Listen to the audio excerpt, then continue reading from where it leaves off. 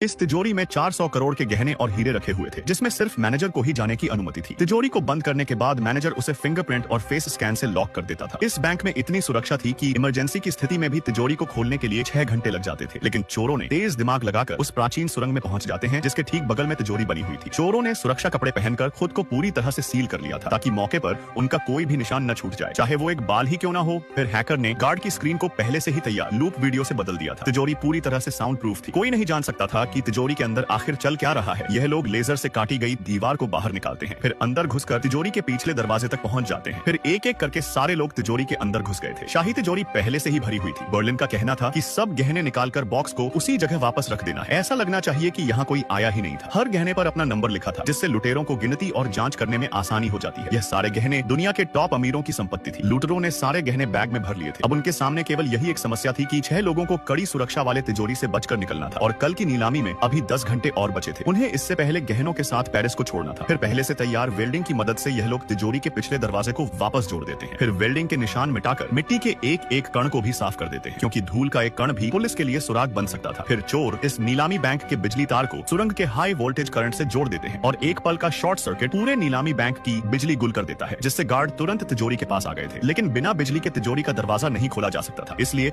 वो एक्सपर्ट को बुलाते हैं, और उस समय के बीच लुटेरों को काटी गई दीवार को जोड़ने और निशान मिटाने का समय मिल जाता है, ताकि जाने से पहले सब कुछ वैसा ही दिखे जैसे खोदने से पहले था। कोई नहीं जान पाएगा कि लुटेरे कभी यहाँ पर आए भी थे। सारे इस्तेमाल किए गए औजारों को भी इस सुरंग की जमीन में दफना दिया जाता है। फिर लुटेरे होटल लौटकर सब अपने रहने के निशान भी मिटा देते हैं, और टीम का एक आदमी गहनों को छोटा करके छोटे छोटे बैग्स में पैक करता है, और उन बैग्स को मछली के डिब्बे में डालकर फिर से उसे सील कर देता है, ताकि किसी को जरा सा भी शक ना हो। सारे सुराग मिटाने के बाद बर्लिन पुलिस को भटकाने के लिए कुछ झूठे सुराग तैयार कर लेता है। वो एक नेकलेस लेकर शहर के बाहर एक बंगलो में आता है और झूठे सुराग बना लेता है। फिर अगले दिन जब तिजोरी खोली गई तो पूरे शहर में अलार्म बज उठा था। तिजोरी पूरी खाली थी। कड़ी जांच के बाद पुलिस को मैनेजर के कमरे से गहनों की संपत्ति मिलती है, जिससे पुलिस ने मैनेजर को ही चोरी के लिए गिरफ्तार कर लिया था। दरअसल बर्लिन ने ही नकली सुराग से मैनेजर को फंसाया था। फिर लुटेरे पर्यटक बनकर अलग अलग अनजान बस से पेरिस को छोड़कर जा रहे थे, लेकिन लुटेरों को पता नहीं था कि मामला इतनी जल्दी शांत नहीं होने वाला है, क्योंकि 34 गहनों के मालिकों ने मिलकर दुनिया की सबसे टॉप जासूस को जांच करने के लिए बुला लिया था, जिससे बचना नामुमकिन था।